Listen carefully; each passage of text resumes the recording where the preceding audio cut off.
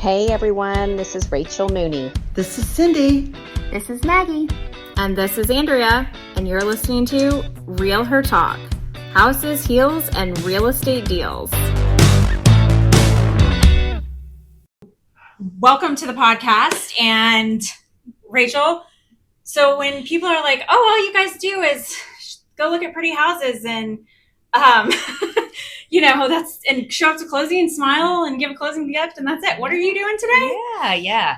I just got a text message that I need to move an entire house of furniture to the garage because the stager can't get there before closing. And how come that's your responsibility? Because the house needs to be vacant prior to closing. So, fun times. Anybody want to help? We love you. Is it in Canton? No, it's in Milton. Oh, close enough. I could come and help you. I mean, really, I could. So today I was like, okay, let's talk about the market. Let's talk about what do we all really actually do? Because I love when, how many times have you guys heard that somebody say, oh, I'm a real estate agent. And you're like, oh, great. You know, how many houses do you sell? Like, oh, I sold 2 last year. Or if you're like, oh, I'm a loan officer. I've got my lending license and great. There's a really big difference between what we do day in and day out and somebody who's a hobbyist. And that's the nicest way I can pretty much say that. Does anybody else have a nicer way to say that? No, that's about pretty, as nice as it can get. Yeah. So I'd love to talk about what does your day look like? What does your world look like? But also, maybe at the end we'll tell some war stories because we've all had some. Ooh, I got a good one. Yeah, because when you've got people that are hobbyists, you have people that don't do their job. Nobody knows what that looks like behind the scenes for us. Mm-hmm. And I don't know what we're allowed to say, but Hades, like it's literal Hades, like, there's the PG version. Mm-hmm. Yeah. We'll keep this PG version. We'll keep it PG for now. Yeah. So yeah. Rachel, tell us about your day. Like, what does the real estate business actually look like? Oh gosh. Well, every day is different depending on if I'm working with a seller or a buyer or if I'm prospecting. Every day is prospecting. Yeah. So if I'm working 5 days a week or 6 days, most of the time it's 7, then I'm prospecting every single day looking for additional business. But at the same time, you're doing about 150 things per contract. So you're juggling a lot of balls, putting out a fire just about daily, sometimes even phone calls. Every phone call is a fire. Mm-hmm. So putting that out, but it's studying the market every day. It's lead gen every day. It's lead follow-up every single day. It is, for the sellers, it's analyzing the market definitely every day, but then giving that data to them and helping them understand it. That's done on a weekly basis. So every single day is completely different. Well, let me put this into perspective for everybody, because when you say lead generation, lead follow-up, mm-hmm. is so many people work 9 to 5 jobs. And so they're, okay, you're in sales. That's only something that sales. No, that's what every business on the planet has to do. Yeah. If Apple isn't marketing, lead generating, and nobody comes and buys another phone, they go out of business. Mm-hmm. Period. End. Mm-hmm. Clothing companies, everything, they're all lead generating. Doctor's office, they have to have new patients. Regardless of the business, you must have a clientele, mm-hmm. period. Yeah. So it's not that we're doing something drastically different.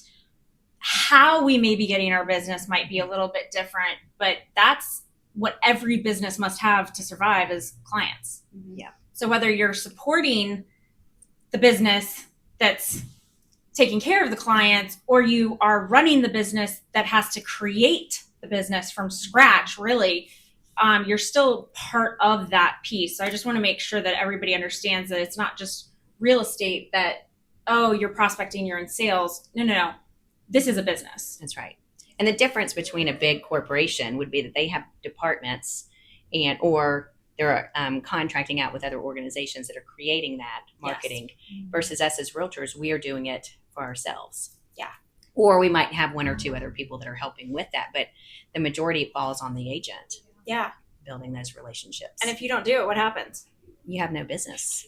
Yeah, you go out of business. It is the primary. People say I got into real estate to look at beautiful homes and show property. You got into real estate to lead generate. That's what you get into real estate for, is to find the business every day. Yeah. All right, so I'm going to skip you. I'm going to go to Maggie. What does my normal day look like? Yeah, because, and what does your business look like? What does that look like?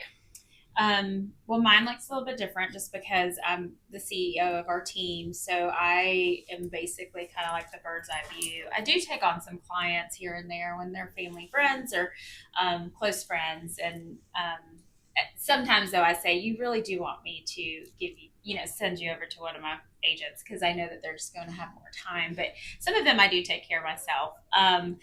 So usually when that's going on, my weeks are kind of crazy because showings and things like that on top of everything else I do. But as far as day to day, like Rachel, it looks differently.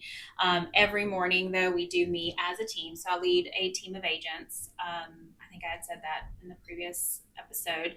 And every morning at 9:30, aside from our team meeting day, which is in person, but we meet and we do anything from a mindset moment to script and role play to ask, what are you seeing right now? Is there a difficult conversation that you need to walk through? We can do that. Any updates with the market, things like that. So we do that every morning at 9:30, but my agents normally start lead generating prior to that huddle, just because they know, you got to lead generate about 3 hours a day consistently. And honestly, really right now, you've got to double your activities. So we're seeing that. Our team averages about 200 conversations per closing. So we know as a team, we need about 200 conversations to have one closing. So lead the huddle and then kind of go from there, whatever I'm working on. So I work with projects once a week. I do coach my agents. So we have one-on-one accountability sessions with my agents where we look at their goals, we look at their activities, we look at their pipeline. And then I also have a team that I coach just as a private client. So depending on the day, it'll look differently. But like right now, I'm working on our listing consultations, revamping those. And so that's taking a lot of my time, coming up with the scripts and then training my agents to do that. So yeah. Good. And then, putting out fires if an agent has an issue and I need to step in, then I step in and, there's fires all the time. So that's definitely a big one. Yeah. But, so it kind of looks a little bit different. Once a month, we do the market update because we do believe in knowing the market. Like you said, it's funny because I listened to a podcast on my way into work today and it talked about how the percentage of agents that sold 0 homes. And it was like, I don't remember the exact percentage. You probably know. I believe it's over 70%. Yeah. Sold 0 homes last year and a significant amount only listed 4 properties. That was more than 80%. Yes, it was like 85, I think. And so it really is crazy because people just think, oh, anybody can list my home. But no, you need someone who is looking at the market daily, who's looking at the market monthly, because right now, it changes. We saw a drastic change from. Don't get ahead of me. Yeah. Anyways, yes, not getting ahead, but that's what my day looks like. So yeah, it's different every day. Commonality though is research. Oh yeah. Preparedness, making sure that the content that you're showing up with in any space is. So my coach, I'm going to say this real quick, is my coach always says that people who are visionaries are actually just on time, and people who are late are the masses, and so it looks like they're on time. And so making sure that your data is on time and timely, and that's why you are both ahead of the market as opposed to chasing it because of your preparedness and being truly on time. And I think that is really a cool way that Brian is Martin is my coach, that he says that, is that it's really comes out as, no, you just be on time. But to be on time takes a lot of prep. It's not an accident. Be on time and change quickly. So it's what it says, like those who adapt and change are going to survive. Because if you are coming up on the tail end of something going, well, I don't know, like maybe we'll do this. And so it's adapting and changing, like pivoting as quick as you can. Because while you're changing and pivoting, like we made tons of changes leading up to a lot of changes in the market. And by the time everyone's trying to figure out, scurry around, what do I do now? Like, we've already done it. And we're sitting there like, like, we're done. We're good. Like, we are not worried about this. And so being able to adapt and thrive with that, within that change is huge. Yeah. Big difference. All right, Cindy, what does your day look like? My day is a lot like yours, except I'm not marketing to the masses. I am marketing to real estate agents and different entities that might need my services. And so for me, as you age, it gets a little harder. So I start around 4:00 in the morning, because every day, if you could see the volumes of guidelines that come in with changes and new programs and training to do those new programs. And there's a lot of new programs coming in just because now there seems to be, everybody thinks the hottest loan program would be how you can buy your new home without selling your current home. And that just in even doing it is a lot of additional calculations and talking. I am a professional talker, or I like to call chatter, but that's what I do almost all day. Thank goodness I'm good at it, because I literally, if you have an older client, you talk to them twice a day, every day for probably 45 days. Yep. And if they're young, then they're tech savvy, so you don't have to worry about that aspect of it. But just to try to convince them that you probably know a little bit more about mortgages than they read or a blog they saw, requires a lot of. Other than that, it's a lot of calculations, a lot of doing paperwork over again, and a little bit of praying and crossing your fingers on some things. But it's pretty much like yours. I constantly am thinking and trying to figure out how to catch up and how to do it better. And there are certainly people who can learn it and do quicker, but after this many years, I still think I can do it better. So yeah, well, you're an expert and you're layering on things on top of the foundation, as opposed to trying to lay a foundation by learning new things. It's different. Yeah. Yeah. Yeah. It is. But I mean, if you don't have clients as a loan officer, by law, you get paid minimum wage. What is that? $7.25 an hour. But that will only go on so long if you're not closing loans. So it's just like anything else. And I don't know about you, but the work's pretty hard for $7.25. Yeah, no thanks. My favorite saying is, we all do charity work, but this ain't it. Yeah. No, this is not it. It's way too hard. Way too hard. All right, so let's talk market. Yeah, like we all just kind of giggled.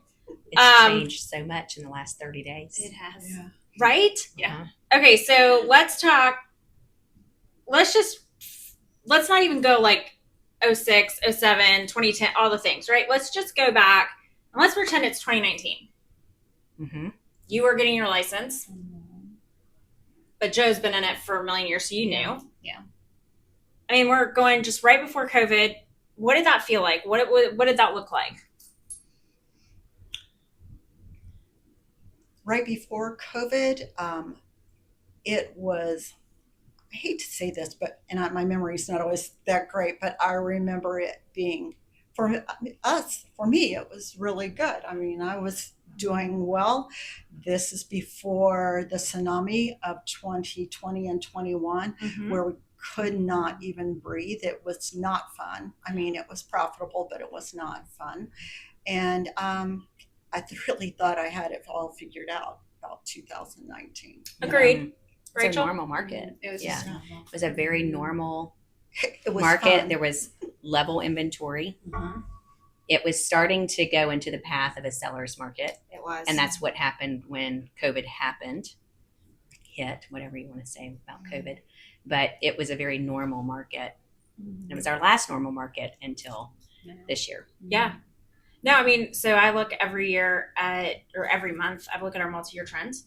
And so I'm always studying, like, even just as a market center, what does it look like?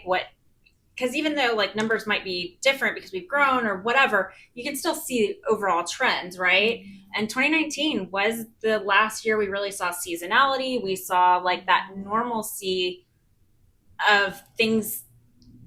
Because what happens with seasonality is like real estate is always cyclical. It's cyclical in a year and it's also cyclical in the market conditions, right? And so when you're looking at that, then your business becomes predictable. The unpredictability of it goes away when you understand cycles and everything. And so that's how we all plan our businesses. We know that. So let's talk 2020 forward. How well has everybody been able to plan their businesses?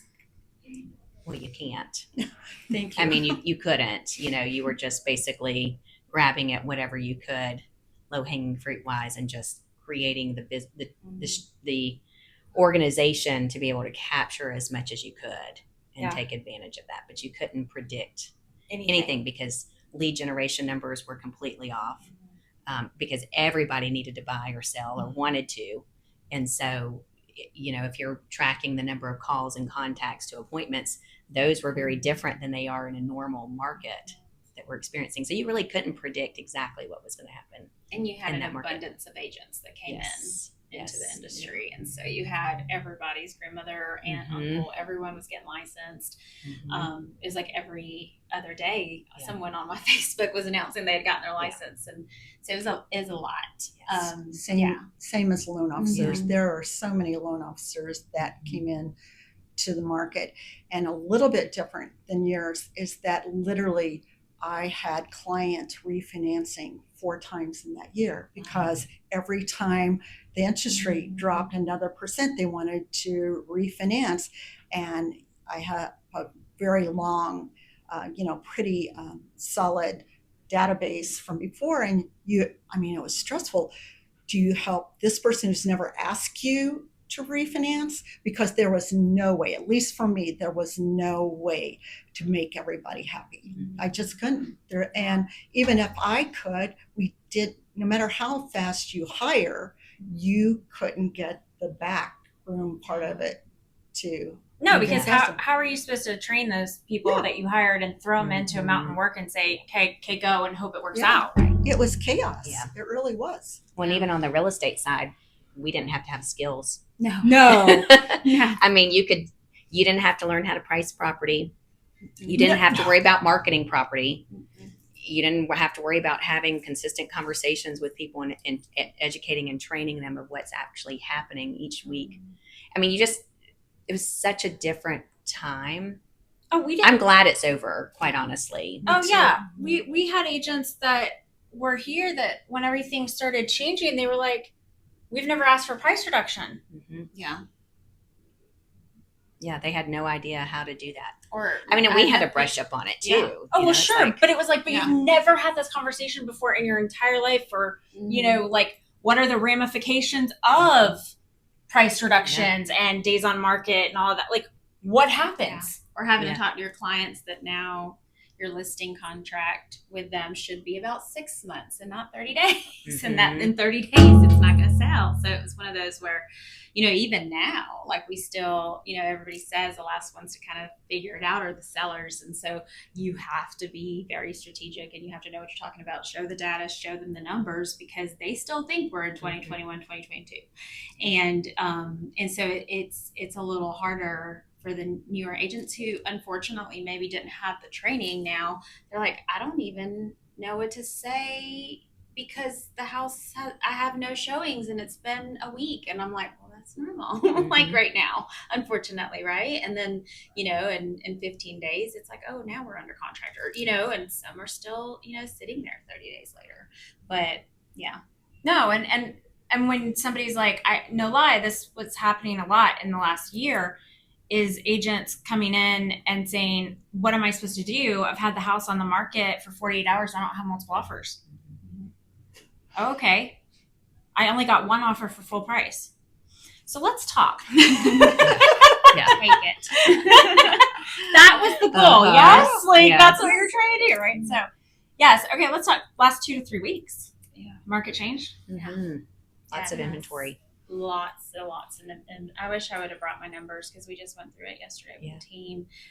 But I think we saw the highest increase in inventory than we did all year last year. If I We saw did correctly. too. Is this correct? Yeah. Okay. Yep. Yeah. I did remember. There we go. My brain did work. So yeah. And I was like, oh my God. But pendings are down, at least in our 4 counties that we service. Ours Pendings were too. down. Gwinnett Yeah. and Forsyth both were Mhm. down and doubled in inventory in the last Mhm. 30 Yep. days. And price reductions had skyrocketed. Mhm.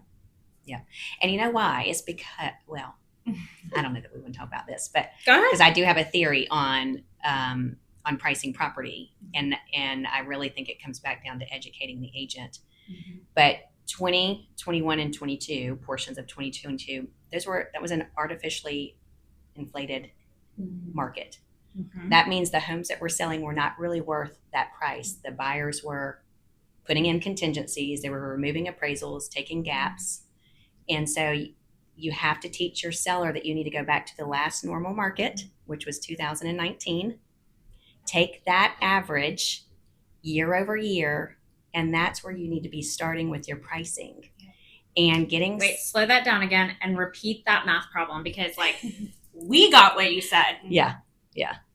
So the last normal market, which was 2019, Mhm. we know every market appreciates year over year, a healthy market, anywhere from 5 to 8%, depending on the school district, the location, supply and demand. So take that house, what it would have been priced in 2019, and start to appreciate it year over year based off of that standard appreciation. And then you're going to obviously back in home improvements, if they make any updates or upgrades, take in a little bit of supply and demand, and that's where your actual price should start. Don't look at the last 6-12 months and go, okay, well, the last comps that sold were over here. That's not accurate. And so telling the sellers and making the sellers understand that, the ones that are understanding it are getting under contract. Yeah. And it's just re-educating. No, but you nailed how when you zoom out, Mm-hmm. how the market actually works, right? Like Right. how the numbers actually work. Mhm. We know this. Mhm. Like if you draw that hockey puck line, if anybody's on my YouTube, if you're watching this on YouTube, then you can see my shorts. I have put that slide up so many times and it's like this. Yes, it goes like this because of life, but really this is predictable. Mm-hmm. Your appreciation line is pretty predictable, especially when you're Yeah. talking location. Mm-hmm. Because what area are you, like you guys go Yeah. from where? Well, we go Metro Atlanta area to Northeast Georgia, Athens, Oconee, Madison, Monroe. So like we cover a lot of areas. And the difficult part for that too is like Metro Atlanta is seeing things very differently than even Jackson County or even Athens and Oconee. So like as an agent that's pricing properties, like you have to know that market as well, because if you're going to price a property in Oconee the way you price it in Metro Atlanta, then you're going to sip because you're probably going to price it incorrectly. Mm-hmm. So having someone, and now there are some micro agents, like location agents, who are like, don't use an agent outside of your county. Yeah, sure. And just know that your agent knows the market in those counties. And I can say that as someone who knows it in all of those counties. I can price a property in Metro Atlanta. I can price a property. I mean, we listed a house in Lambert School District. And, we live in Watkinsville. But we know because we study the trends out here and we have agents in the area that we can bounce ideas off of who help us. So, but yeah. And I think that we, just from seeing the numbers even this month, we're treading towards a buyer's market for sure, which is interesting because of all the talk with the NAR coming up. So I think that it's going to kind of be the perfect storm for buyer's agents, because I feel like buyers are going to need buyer's agents, but sellers are also going to need buyers to come look at their houses, because we're going into potentially a buyer's market. Mm-hmm. Or a more balanced market. Or Uh-huh. Yeah. Because we haven't been in a balanced market since. I think we were in one for just a minute I don't know if it was at the end. Was it last? We were at some never point? at Never about really. Like it was like very It close. was So- early 2019s, really. Yeah, Balance. but we never really balanced out since the 2010, 2011, Yeah. because we've never a true balance market is 6 months supply of inventory. Yeah. I mean, that It's been- truly, It's been a while. Probably, I would even say 16, 17. I was going to say, I Mhm. remember I started watching those trends in 17, and there were some months where we were balanced. yeah. And that I do remember that, going back on that history. So, Cindy, let's talk applications. You've got the windshield, the dashboard. Mm-hmm. Are you seeing buyer applications go up or down? This month, yeah, it's increasing to the point where I think probably management is trying to decide, do we go ahead and they haven't talked to me about it, but when I talk about management, I'm a manager, but if I don't do any decisions on how many people we hire. So there's going to be a sweet spot, and you try to get ahead of that sweet spot, because it's going to come in. If it's going to come in, and it's going to come in hot and heavy, the one thing our company has always been is we close things fast and we close them correctly, and we haven't had to have a lot of staff. But I can see right now that the operations staff, I can see some stress, especially when it comes to vacation time and people are pushing back on vacation time. I know China had vacation time. Well, she's up- explain who China is, because that sounds like a country. Oh, China. I thought it was a country. I I was did like, too. Okay, if she sees this, she's going to be upset with me. But China is my processor. But what makes her unique is China has been with me. Well, she's in her early 40s, and I was at her wedding. wow. So she's been with me or I've been with her. I don't know who comes first. Yeah, But yeah. for about 15 or 20 That's years. great, yeah. And she's great. She's really, really good. But so she had planned out her vacation. And then I saw last week, she canceled her vacation on Friday and Monday because she wanted to stay. They wouldn't have forced it, but she wanted to stay because there was just too much to get done. So thank goodness, knock on wood, I haven't heard from her. She's supposed to be on vacation right now. She better be on vacation. Good. So yeah. Well, yeah. So that's the thing, is like, without having these kind of roundtable discussions, we're seeing inventory go up. Cindy's seeing application goes up. Yeah. That means that probably July, August, we're going to see an increase in units going off market, Right. because people that took off that time for vacation, for school graduations, all that stuff, are just now getting into the application process. Right. Whereas we have listed houses and those people haven't showed up in the market yet. Right. It's interesting. And I do think that as long as I've been in it, the holidays, graduations, now if it plays out as it usually does, about July, people will be panicking because they want to get their kids in their new school or their new home, and then it's Katie bar the door. At least that's what I'm hoping, because we haven't had any Katie bar the door the last 12 months, and we have way too many. There are a lot of loan officers now. Oh no, there's too many loan officers. There's too many real estate agents. Yeah. And let me rephrase that. There's too many that don't know what they're doing. Yeah. And you know, I'm going to tell like the shortest war story ever, because this just happened because of how good your processor really is. And I know she is, because I've had the opportunity to work with her. Yes, you have. Is that we just had an agent in our office who their loan, the wife, it was a husband and wife, and the wife had a foreclosure 6.5 years ago. They were upfront, disclosed it to the LO. This is like Bob's Lending, by the way. And anytime anybody hears me refer to Bob, that just means it's either a no name or it's somebody that doesn't know what they're doing.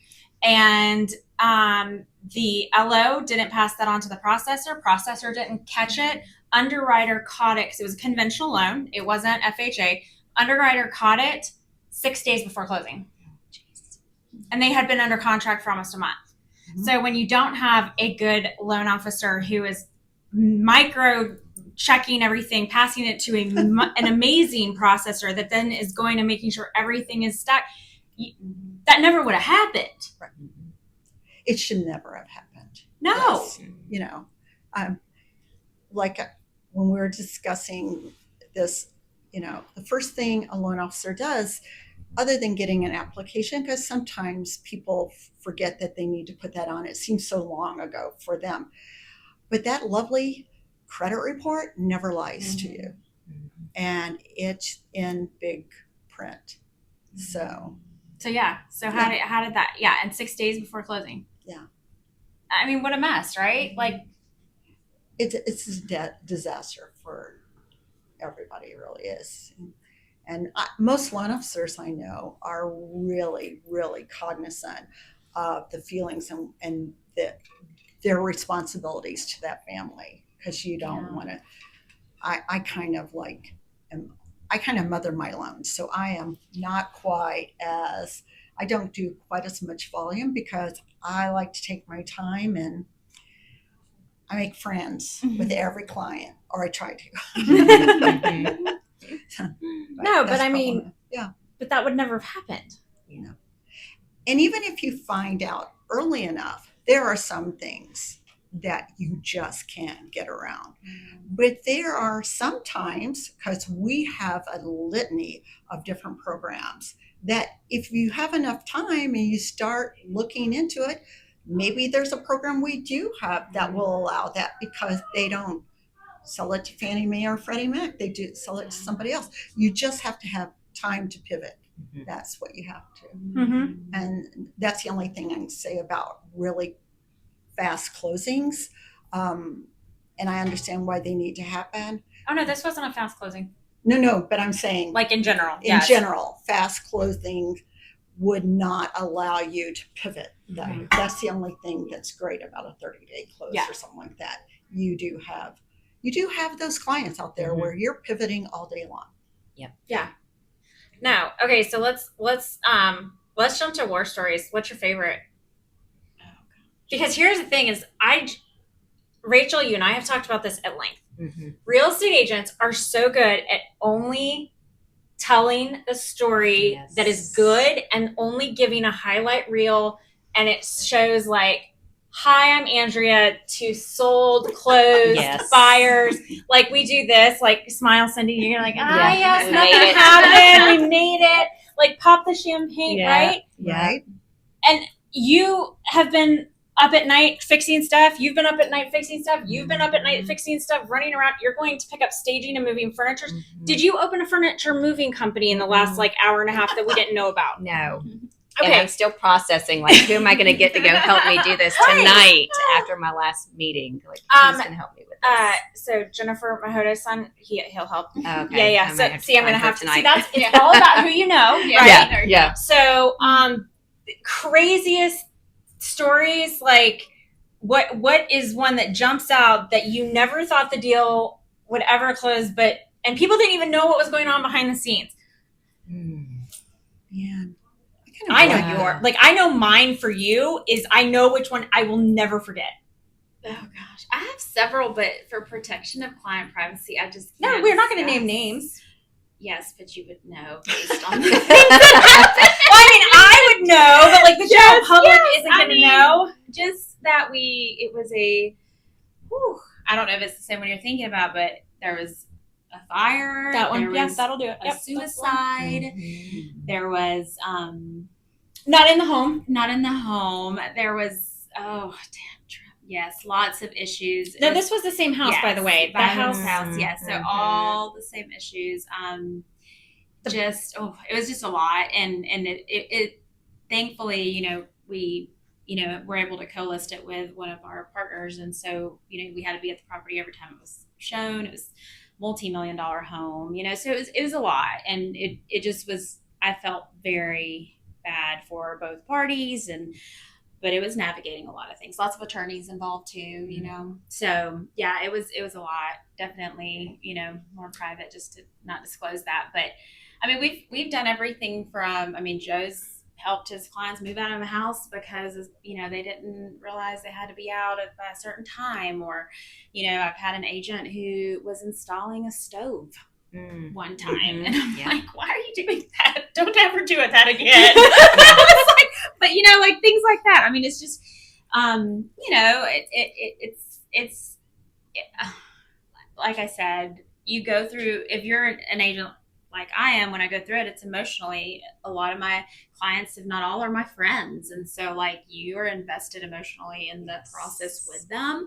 And so literally I mean, when I say I wake up in the middle of the night thinking something about the process I'm going, you know, or whatever, like we do, you know, and it reminds me of like just the value of having somebody that knows what they're doing. But it is, yeah, there's a lot of war stories for sure. Mm-hmm. Yeah, we're going to have to come back to some of those, because my personal one that I will never forget is that the buyer, I met them. It was a referral, and they insisted on using a big bank as their lender. Mm-hmm. And we would always, of course, insist, please don't do that. They don't care. You're a number. And I know this is going to sound odd, but like use somebody that cares if we're mad, that we do enough business all together that like they're going to go above and beyond. There's a reason we're a team, right? And they were like, no, this is going to be great, all this stuff. And I was like, oh my gosh, this is going to be horrible. And it was, because it was a big bank. And so what happened is they wanted to buy the very first house we saw. Great. Got them a great deal. And the sellers were going through a divorce, and the divorce court had that the home had to close within a certain amount of time, or it has to go back in front of the judge and get reapproved, and therefore takes a whole lot more time and all this stuff, right? So we had a deadline. And when it was a deadline, it was like either that's going to happen or these people weren't moving into their house, and then they were going to be homeless because they were in a lease and they had given their notice. And I mean, it was that. So we get the inspection report back, and very cognizant of how I write ATAX, which is an amendment to address repair, because you don't want to overly flag people. Mm-hmm. And I'll just leave that at that, right? Yep. Right. Yes. Well, and it's like, y'all, so many times I've had people say, oh, I'm just going to send you the whole inspection report. Don't do that. I don't want that. And please don't send that to me. And also don't attach that to anything ever. But we very carefully that we did need a couple of electrical items repaired prior to closing. Was very cognizant of how I wrote it. So it didn't have to be a licensed electrician, that kind of stuff. Well, the big bank underwriter comes back and says, nope, we want it to be verified that they were licensed, verified that those repairs happened, and we want a third-party electrician to come in and verify all this prior to closing. Cool. So this was less than 24 hours before closing was supposed to take place. And if we didn't have it done, that was like on a Thursday. And we got that information Thursday afternoon, and if we didn't close by Friday at 5, family of 5 is homeless. And this is now going back in front of the court system. Your guess is as good as mine. I called in every favor under the sun, got a third-party electrician out there to certify it.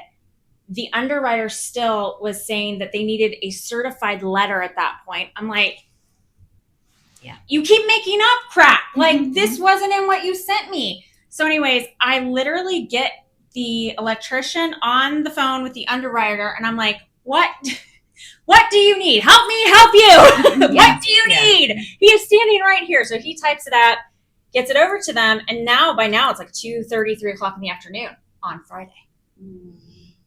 And so they're dawdling over there, not getting funding done. And so I take my cute little self over to the closest branch, introduced myself to that branch assistant manager, and was like, I will not be leaving here until funding happens. She's like, well, I don't have anything to do with that. I was like, that's fantastic. I'm thrilled you don't, but I'm positive you can get in touch with somebody who does. And you don't want some crazy blonde in your lobby for hours and hours and hours causing a scene.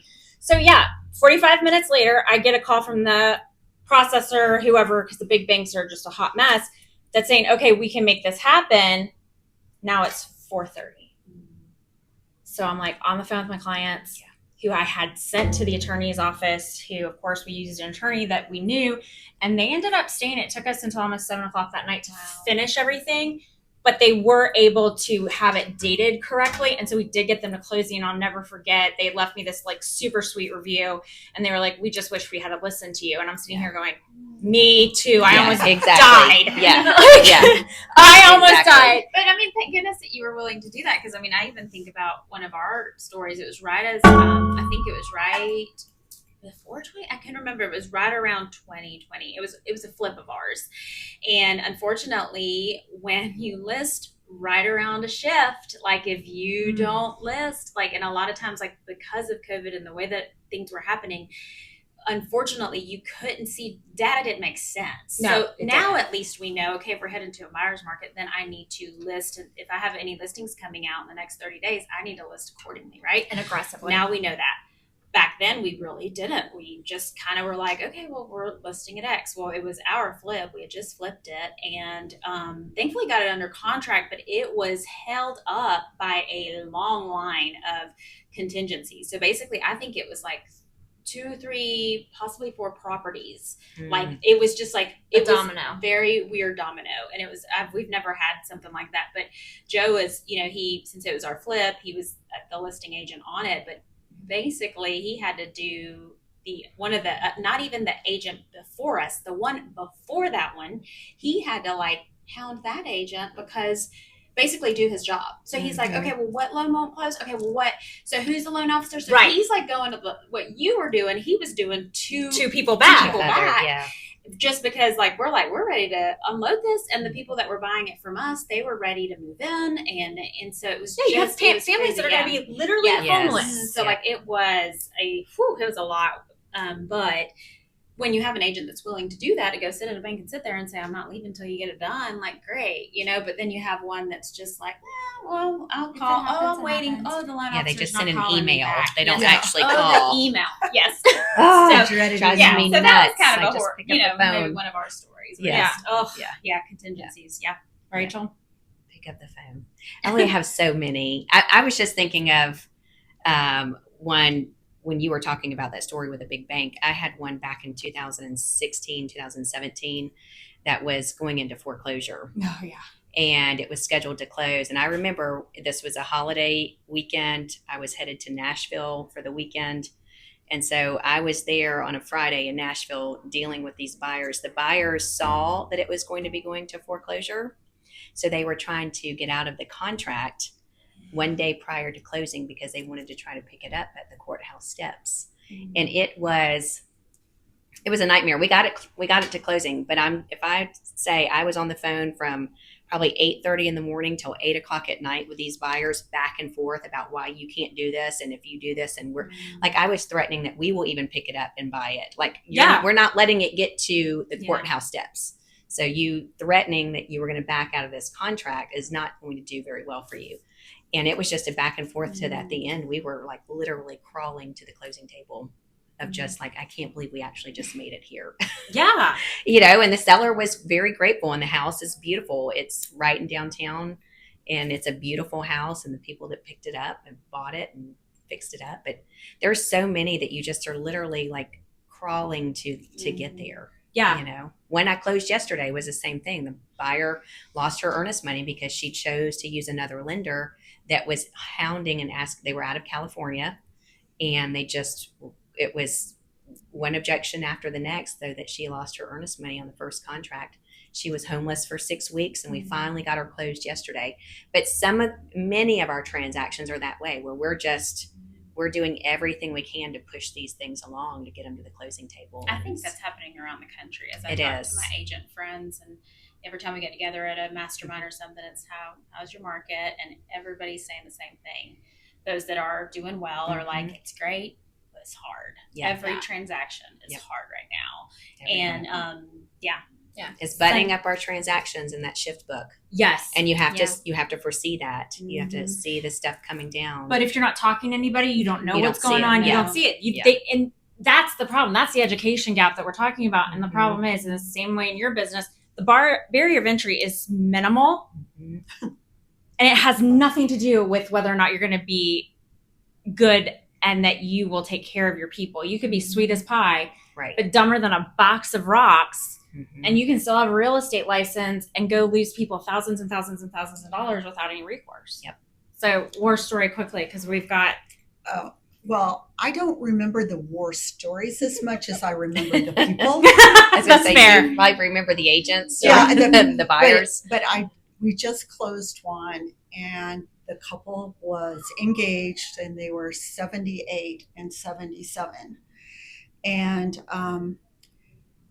they didn't know any technology, and I literally drove to their house or her house, and then I'd wait for him. He was 50 miles away to get documents, and they're at that age and they just refuse to give me documents. So I go, okay, I'll see what I can do. Then I come back and for more documents, and that would be another hour drive for me back and forth. And I will tell you, they were problematic even for the agent, because they wanted to go into the house the night before the closing just to check it out. And she got a call from the listing agent, and the painter was in there painting the night before. Mhm. Mhm. Yeah, true story. And that just happened a couple weeks ago. Oh no. And then if I want to be really sad, they gave me a 4 instead of a 5-star because And you're like, do you know how many times I drove to you Yeah. to pick up stuff? Oh, yeah, that's not in yeah. my job description. I'm not Yeah. running a courier service. And I wanted to say, if you had just given me the documents, which you said you didn't have, but all of a sudden you had at the very last time I was there, this would have been a 5 experience for everyone, because I would have given them a 2. They're in the top 5. I have a list Yeah. of the top 5 problematic clients, and that's what I can remember. And they made the top 5. They really did. Yeah, that'll do it. Yeah. We'll do it. All right, guys, that's 45 minutes. That's it. Yep. All right. We're out. Fun combo. I know. All right, thank you. Babe. Great.